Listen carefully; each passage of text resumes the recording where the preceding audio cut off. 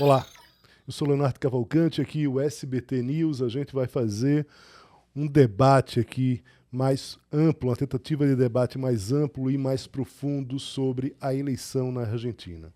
Muito se falou da eleição argentina e muito se falou das semelhanças da eleição argentina agora com um candidato de direita, com a pauta mais conservadora, muito próximo do ex-presidente Jair Bolsonaro, e aí a gente está falando muito dessa campanha de 2018. Né? Então, essa proposta aqui desse podcast é que a gente converse não só sobre as semelhanças, mas também sobre as diferenças. E para conversar comigo e explicar, nada melhor do que Leandro Gabiati, que é cientista político, formado pela Universidade de Buenos Aires e com mestrado e doutorado pela Universidade de Brasília, pela UNB, uma das melhores universidades do Brasil, da América Latina, que tem grau máximo em relação à ciência política. É aqui que a gente vai, e o Leandro ele sai, né, da Argentina, faz a graduação lá e vem para cá justamente para estudar aqui no Brasil. Então, ninguém mais adequado, não existe ninguém mais adequado para essa conversa sobre o que nos aproxima da Argentina e o que nos distancia da Argentina. Gabiati, muito obrigado aqui pela presença aqui com a gente. De fato, uma honra recebê-lo aqui no SBT News. Leonardo, tudo bem? Obrigado pelo convite. A abordagem é interessante, justamente, acho que até agora não vi ninguém fazer essa aproximação de pontos, né, que nos aproximam em pontos que nos diferenciam. Muito bem, então vamos já para o bate-pronto. O que é primeiro? O que é que nos aproxima em relação, o que é que aproxima o Brasil da Argentina do ponto de vista eleitoral? Muito bem, vamos lá. Primeiro ponto que a gente tem que destacar obrigatoriamente, acho que é um fenômeno não só daqui da região, da América do Sul, mas um fenômeno mundial, e é o fracasso da política tradicional. Ou seja, enquanto as formas de produção, as formas de comunicação estão no século XXI, a gente se comunica e trabalha com novas tecnologias totalmente inovadoras, a democracia, a política tradicional ainda trabalha em clave de século XX, vamos dizer assim. Ou seja, as instituições da política, os partidos, os representantes, não conseguem dar conta dos novos desafios. Eles ainda não conseguiram se atualizar. Então, esse fracasso da política tradicional está presente, tanto no Brasil quanto na Argentina. Muito bem. A gente separou você aqui na conversa anterior aqui, o Leandro separou aqui para a gente 4 pontos. Né? E aí a gente tem um segundo ponto, que é o quê? Esse fracasso também, a gente falou da fracasso da política tradicional de uma forma geral, aí em relação aos partidos políticos, né? Mas aí também tem essa questão da própria fragilidade das instituições democráticas. E aí a gente pensa um pouco, no caso do Brasil, o que me ocorre é a Lava Jato e um ataque, de fato, ao sistema tradicional político, não, mas também quase à própria democracia. É isso, Leandro? É isso, ou seja, temos um desgaste das principais instituições da República, a desconfiança. Aliás, vamos lá, eu gosto de brincar um pouco, a gente às vezes com algumas imagens, para a gente perceber como é que a democracia está mudando, tanto na Argentina, no Brasil e no mundo também. Eu brinco que aqueles caminhãozinhos dos jornalistas, aqueles móveis, né, com antena em cima e tal, estavam sempre ou no Congresso ou no Planalto. Hoje em dia, o caminhãozinho do jornalista ele para aí na porta do Supremo. Ou seja, aí a gente vê como é que, às vezes, diante da falta de respostas ou de protagonismo do Executivo ou do Legislativo, é o Supremo que tem assumido uma posição de protagonismo, né? Acho que isso aí tem a ver um pouco também com mudanças que nós estamos observando no funcionamento das democracias. E justamente, por que o Supremo, por que o Judiciário ganha força? Justamente porque há um desgaste, né, dos atores, como o Presidente da República, como o Congresso, e você bem traz essa questão da Lava Jato, né? Ou seja, de um desgaste daquelas instituições representativas mais simbólicas que perdem força, que perdem legitimidade. Então, justamente estamos nesse período de transição em que a democracia tenta se adequar, tenta se ajustar a novas realidades e, logicamente, a partir daí, uma série de problemas constantes, crises políticas, crises, atritos. Eu gosto de falar, a gente fala muito em crise, às vezes, crise é uma situação um pouco mais específica, mas vamos falar em atritos entre poderes, desgaste entre poderes, pesquisas que revelam falta de confiança do cidadão a uma instituição tão importante como é o Congresso Nacional, por exemplo. Então, esse tipo de processo, né, de deterioração das instituições democráticas, de desgaste das instituições, também presente na Argentina e no Brasil.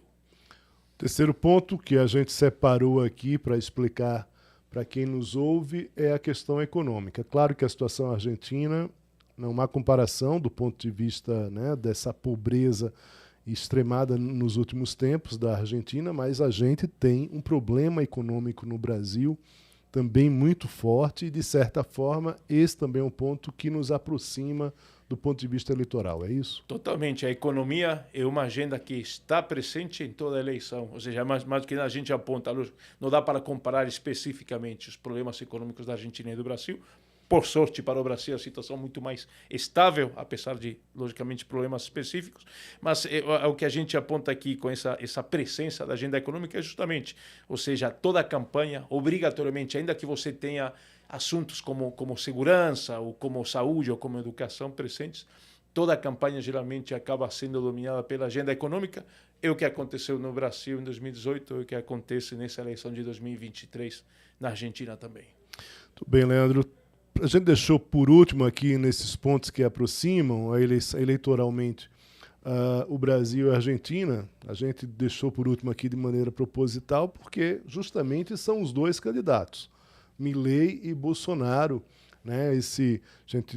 Por mais que Milei não tenha, né, terminado, tenha uma certa frustração em relação ao eleitorado dele nesse primeiro turno, mas o furacão Milei se aproxima muito do furacão Bolsonaro em 2018. Queria que você fizesse análise desses dois candidatos e quão próximos eles de fato são. Então, o que marca muito, tanto a eleição de 2018 quanto a de 2023, nos dois casos, é justamente a irrupção de uma figura totalmente imprevista na política. E, logicamente, esse surgimento de uma figura disruptiva tem a ver com todos os pontos que a gente mencionou anteriormente, né? Problemas econômicos, problemas dos partidos políticos tradicionais, falta de democracia ou falhas, né, na democracia. Então, surge essa figura disruptiva que acaba quebrando muitos paradigmas que a gente tinha no sistema político brasileiro e no sistema político argentino, principalmente. O sistema político argentino sempre se destacou por ter né, duas forças sempre muito clássicas, historicamente presentes, a União Cívica Radical e o peronismo. Sempre tivemos eleições desde a redemocratização e, logicamente, né, nas experiências democráticas do século XX, sempre esses dois partidos marcando a política nacional. 2023 é muito diferente. 2023 a gente pode até mencionar algum tipo de anomalia, né, ou de falta de normalidade com esse surgimento de uma terceira força. Terceiras forças na Argentina sempre foram, de alguma forma, engolidas pelo sistema. E agora, pelo menos até aqui, entre o primeiro e o segundo turno, Milei passa a disputar o segundo turno, ainda que com alguma frustração, porque ele manteve o teto de votos da eleição prévia de agosto, mas uma figura que chega para quebrar, né, tudo aquilo que a gente conhecia sobre política partidária na Argentina. Muito bem. A gente sabe que todo brasileiro, imagino que todo argentino também, acredite ser um técnico de futebol. E quando a gente fala de política, todo brasileiro, imagino também que todo argentino, tem a pretensão de ser um cientista político e conseguir fazer as análises políticas. Mas a gente, mesmo com essa eleição na Argentina, e se chega um determinado momento buscando essa semelhança aí entre esses dois candidatos, essa própria pauta conservadora, muito se fala das semelhanças. Mas eu acho que é importante, e é por isso que a gente está aqui como argentino brasileiro, na verdade, já pode-se dizer assim, tem família, mora em Brasília, enfim, é casado com uma brasileira, vive em Brasília, conhece não só o plano piloto, mas também as regiões aqui próximas né, da periferia, vamos dizer assim, de Brasília. Periferia falando de uma maneira positiva, é bom ser periférico em vários momentos também. Mas aí o Leandro agora vai estabelecer aqui o que é que nos distancia em relação a essa pauta, a essa eleição, né, da Argentina em relação ao Brasil. E o primeiro ponto, Leandro, que você separou aqui é a Argentina não tem um candidato como Lula, é isso? Exato. Você observe que, aliás, vamos lá, se a gente tem que caracterizar a eleição de 2018 por alguns fatos, a primeira foi, logicamente, a força de um candidato como o Bolsonaro, desconhecido para a grande maioria, e, por outro lado, a ausência de um candidato muito competitivo, que todos indicavam como o único possível que teria força, né, para poder vencer o Bolsonaro. Esse candidato foi barrado pela justiça, não vale nem a pena entrar no mérito do porquê neste momento, mas pronto, um candidato que tinha condições de vencer o Bolsonaro não participou da eleição. Não é o caso dessa eleição da Argentina em 2023, ou seja, não há um Lula banido e também não há um Lula que tenha essa força política que o Lula teve, por exemplo, a gente viu na eleição de 2022 no Brasil. Então, falta, vamos dizer assim, a esquerda argentina ou a centro-esquerda argentina, falta um candidato com esse apelo, com esse carisma, com essa força política. E a gente vê que, por exemplo, o kirchnerismo, né, um braço do peronismo, teve que apelar a uma figura como Sérgio Massa, que, assim, alguém bastante pragmático dentro, né, do peronismo, alguém que não pode ser considerado de esquerda exatamente, uma figura mais de centro-esquerda ou até de centro em alguns pontos, mas é a figura que sobrou dentro do peronismo para poder disputar a eleição de forma minimamente competitiva. Bem, o segundo ponto, que eu acho que é um ponto que é importante a gente pensar quando a gente tenta fazer essa relação Brasil e Argentina, é uma diferença muito clara em relação ao sistema político. Então, assim, você que está vendo essa nossa conversa aqui, talvez seja um ponto mais importante aqui, que é justamente saber o que é que diferencia um sistema político do outro. Vamos lá, enquanto você tem na Argentina, aliás, há muitos pontos em comum quando a gente compara sistemas políticos. Presidencialismo, federalismo, uma república com divisão de poderes, são pontos básicos. Agora, quando a gente entra no funcionamento de cada um desse tipo de característica, é que a gente encontra diferenças. E uma das diferenças principais é a questão da proporcionalidade ou do tipo de sistema que a gente tem no Congresso e também que influencia muito na forma de governo. Por exemplo, na Argentina, como a gente comentava, temos um sistema tradicionalmente bipartidarista, um bipartidarismo clássico muito parecido ao dos Estados Unidos, né? Democratas e republicanos. Na Argentina, a gente sempre teve duas forças, o peronismo por um lado, a União Cívica Radical por outro, que marcaram a política do século XX. No início do século XXI, o surgimento de uma alternativa à União Cívica Radical, com muitos membros, inclusive da União Cívica Radical, frustrados de alguma forma, que criam o PRO, né? É o partido do Macri, o partido mais de centro-direita, e que posteriormente acaba fazendo a famosa Aliança por el Cambio, né? Justamente conformada entre radicais, macristas e alguns outros partidos também de centro. E aqui uma questão fundamental. No Congresso, esse bipartidarismo fica totalmente refletido. Você tem basicamente duas grandes forças na Câmara e no Senado. Os presidentes que chegam ao poder, principalmente o peronismo, acabam chegando com uma maioria praticamente própria. O peronismo geralmente não tem que fazer aliança para conseguir maioria. E o radicalismo, às vezes, ou neste caso, Juntos por el Cambio, eles chegam também com um bom número de parlamentares, fazem alianças com alguns partidos pequenos para conseguir votos em debates específicos, mas também com uma capacidade de governabilidade muito importante. Ou seja, você não tem esse quadro que nós temos aqui no Brasil de um multipartidarismo, de forças múltiplas representadas no Congresso. É algo que diferencia muito os dois países e que marca, logicamente, a forma de fazer política. Muito bem, um terceiro ponto aqui, também de diferenças, e é importante que a gente faça esse ponto aqui, porque a pauta do Milei, apesar de conservadora, e a força dele também vem por conta dessa pauta conservadora, há uma diferença entre a sociedade brasileira e a sociedade argentina na sua avaliação. É isso, a sociedade argentina, pela sua percepção, ela é muito menos conservadora do que a brasileira.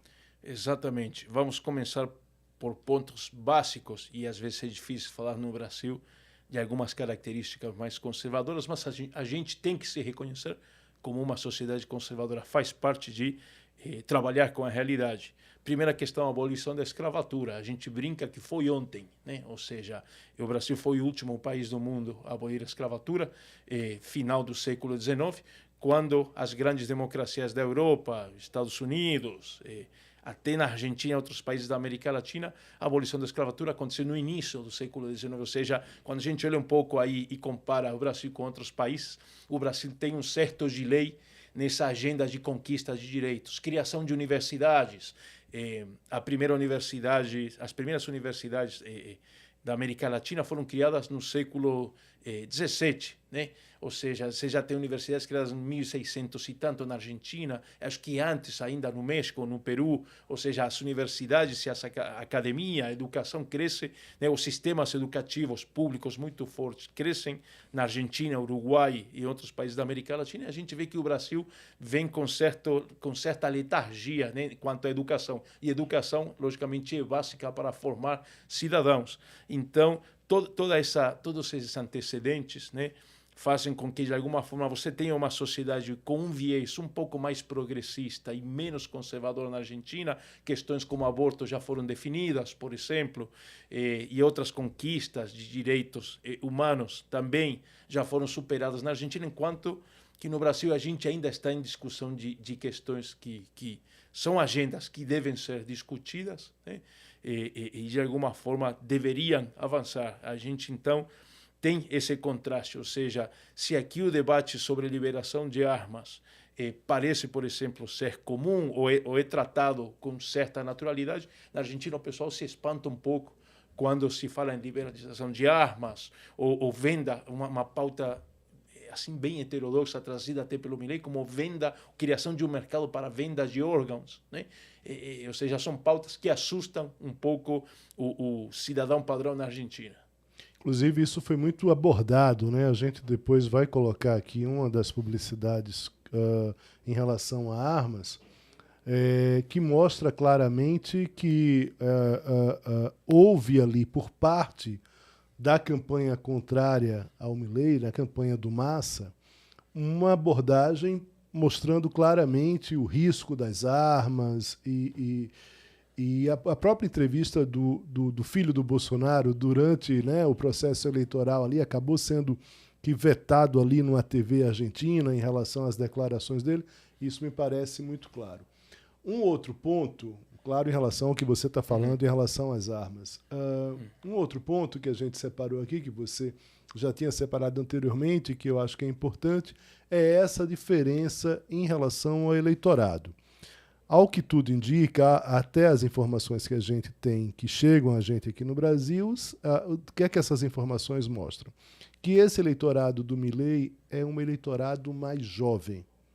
Essa é uma diferença em relação ao eleitorado do Bolsonaro, que foi um eleitorado mais consolidado mais entre os eleitores mais velhos, né? Tanto que o PT e o Lula acabou direcionando e reforçando a campanha para esse eleitorado mais jovem, que de fato deu sustentação ao eleitorado petista. Queria que você falasse um pouco sobre isso, essa diferença em relação à faixa etária dos eleitores. Tem uma questão importante aqui, talvez vinculando com essa questão de sociedade mais conservadora e menos conservadora, que tem a ver com a experiência do que foram as ditaduras no Brasil e na Argentina, né? E aqui também vinculando essa questão de violência e armas um pouco, também vamos misturar um pouquinho tudo, né? A ditadura na Argentina foi um processo muito violento, com desaparecimento, com tortura, com assassinato. Logicamente, na Argentina, e a gente tem sempre esse problema, né, de caracterizar, né, ou descrever as ditaduras, né? Não, a ditadura do Brasil foi menos violenta, então foi melhor. Não, né? Qualquer governo que ceifa direitos humanos ou viola o Estado Democrático de Direito representa um problema para quem tem valores democráticos. Então, acho que não cabe, né? Mas, logicamente, uma ditadura tão violenta como foi a ditadura argentina, que funcionou entre 1976 e 1983, deixa suas marcas. Então, quando você fala em liberalizar armas, a sociedade argentina vincula isso automaticamente à violência e a problemas que o uso de armas pode trazer. Justamente aqui, o eleitor mais novo, no caso da Argentina, é um eleitor que nasceu provavelmente entre final do século XX e início do século XXI e não tem essa memória da violência que representou um sistema ditatorial. Então, como não tem presente a ameaça que significaria ter alguém, talvez com valores um pouco mais autoritários, como Milei, vamos dizer assim, ou que defende o uso de armas, faz com que essa parte do eleitorado mais nova na Argentina tenha empatia com certas agendas propostas pelo Milei. E, justamente, o eleitor